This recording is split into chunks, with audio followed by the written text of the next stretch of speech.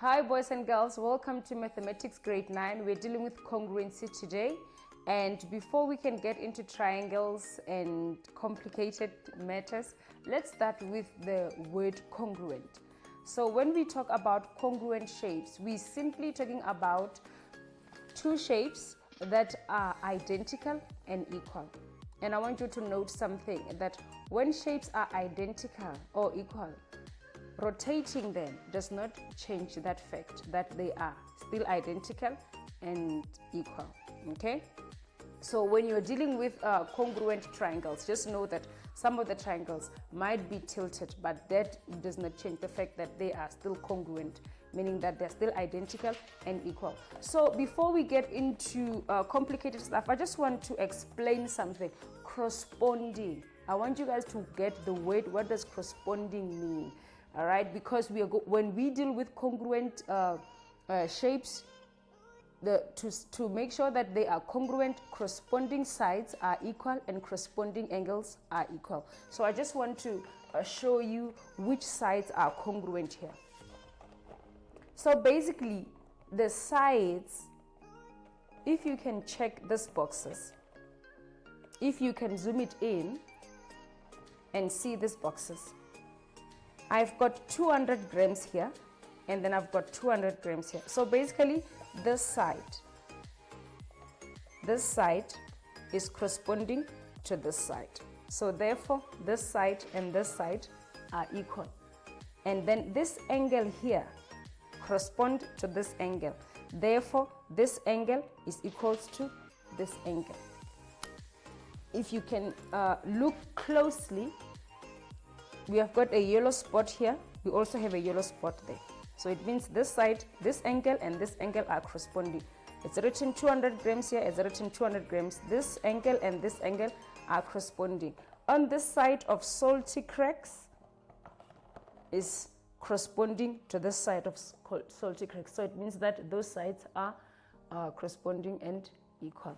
So put that in mind as you are going to deal with triangles. Now let us go to the board. First of all, boys and girls, we need to know there are quite a few conditions of satisfying that two triangles are congruent, which will be, number one, all sides. I'm gonna write just S, where S stand for sides. All right, so all sides are equal. When all sides are equal, that proves that the two triangles are congruent. Condition number two, it states that a side, angle, side will be equal. A will stand for angles. So to prove that the two triangles are congruent, there must be at least a side being one side from the other triangle must be equal to the other side, and angle must be equal to the other side, the other angle of the other triangle, and the side must be equal as well. All right, and now we're moving right along. There is another condition where state angle, side means that there will be two angles that are equal from both triangles and also a side. This, boys and girls, can also be written as side, angle, or it can also be written as angle, side, angle. And the fourth condition will be of the right angle triangle, which it will indicate that the right angle, so it's written as RHS. This, boys and girls, is for a right angle triangle. Right angle triangle. We will get into it shortly, but just bear in mind that these are the conditions that these are the conditions that prove that triangles are congruent. Okay, so I just have 1, 2, 3, 4, 5 triangles there. So I want to check. I'm going to start with this one. I want a triangle that will be congruent to this triangle. So I'm going to check it. Okay, on this triangle, I've got side AB, which is 7 centimeter, I've got 60 degrees. I also have 40 degrees. Note, in this math, guys, we have to be very observant. So the side where is 7 centimeters, there is only this 60 degrees angle. Okay, now let us try to check an angle that will have the same conditions. Okay, when I check this triangle, I have 60, and then I have 7 centimeter, but I have 40 there. So on this one, the side where I have got 7 centimeters, I only have one angle and there is no value there. Do you see? So therefore it means now this triangle cannot be congruent to that triangle. Now let's check something similar to that. I have 40 and 60, and the size of the side GH there, it is there where we have both 40 and 60. And when I check there, it does not look identical with that one. If you can check 40 and 60, they are there, but there is no side there. So this one cannot be congruent to that one. Now we're moving to the next one. Let's check this one. Okay, this one I have got 7 centimeter and I have got an angle 60 there. So where there is a side of 7 centimeter, there's one angle that looks identical to that one. One might ask, why is the angle on top and the other one at the bottom? Remember, the shapes can be identical, but you can tilt them. The fact that they are tilted or rotated, or rotated does not change the fact that they are identical.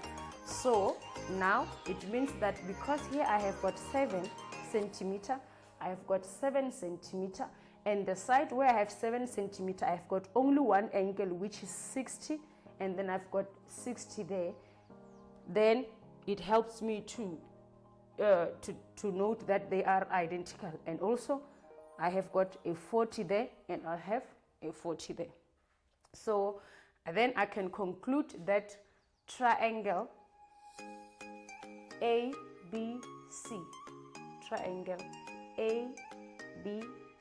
is congruent. Note the sign of congruency. If you can zoom it in so that we can see the sign of congruency.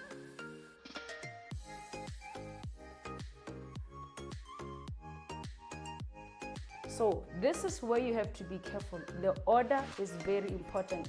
As much as it is important in similar triangles, it is also important in congruent triangles. So I said triangle ABC.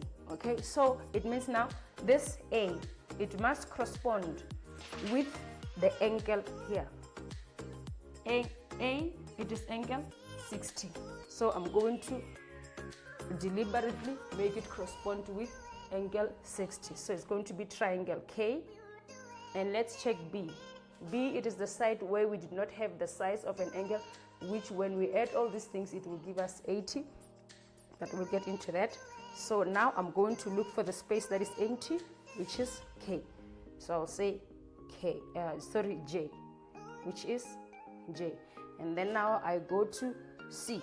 C is 40, so it means I must make it correspond with angle 40 here, which is L. All right, so therefore I can conclude that triangle ABC is congruent to triangle KJL. Why? What did we use? We used side, we used two angles. So let's check the conditions. We used a side and two angles. We have got angle, angle, side. So my reason will be angle, angle, side.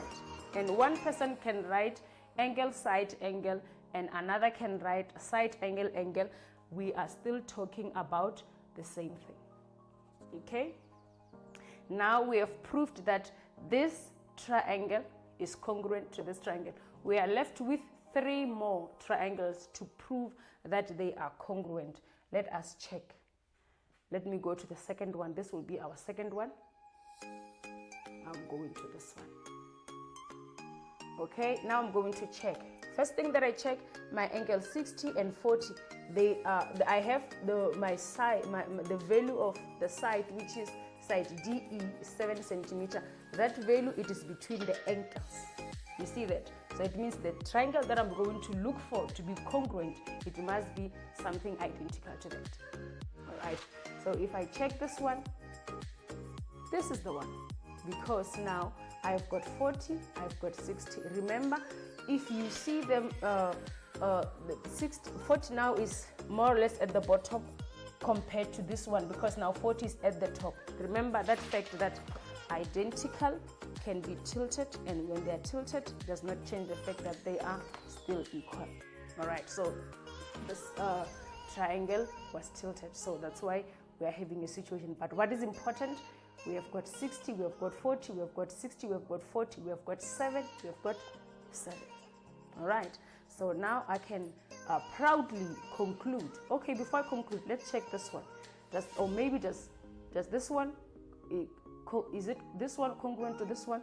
There's no way that is congruent to this one, because now the 7 centimeter, it is not in between the angles.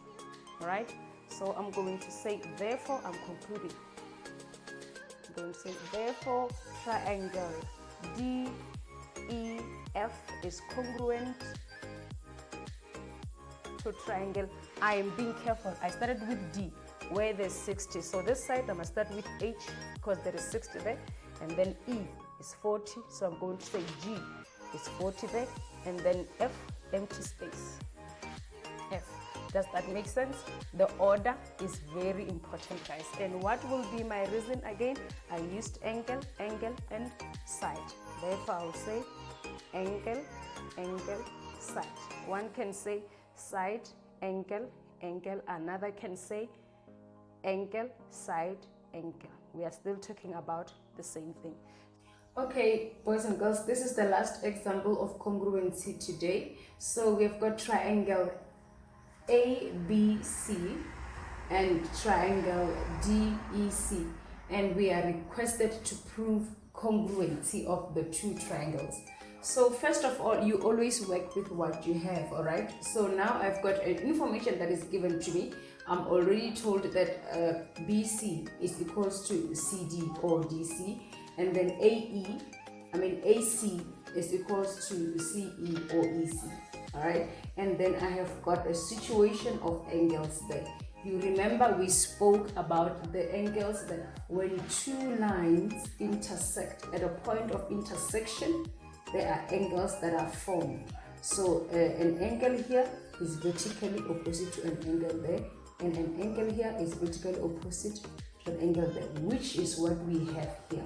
So now, in considering our cases of or conditions of congruency, we are aiming at, we've got a side, and we've got another side, and then we've got an angle. So we're basically aiming at side, angle, side.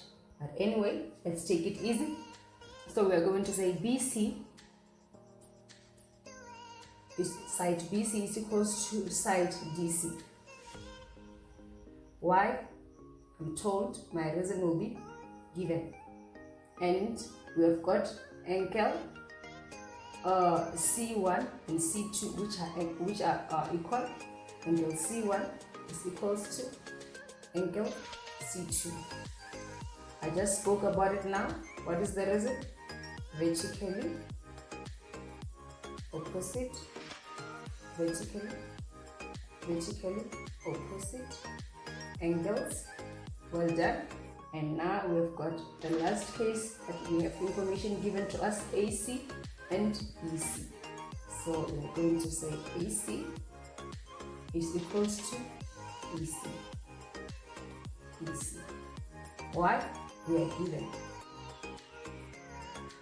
Therefore, I'm concluding that triangle ABC is congruent to triangle DEF. C. Why? I used side, angle, side. So I'm going to say side, angle, side. I hope that makes sense. Until we meet again. Bye.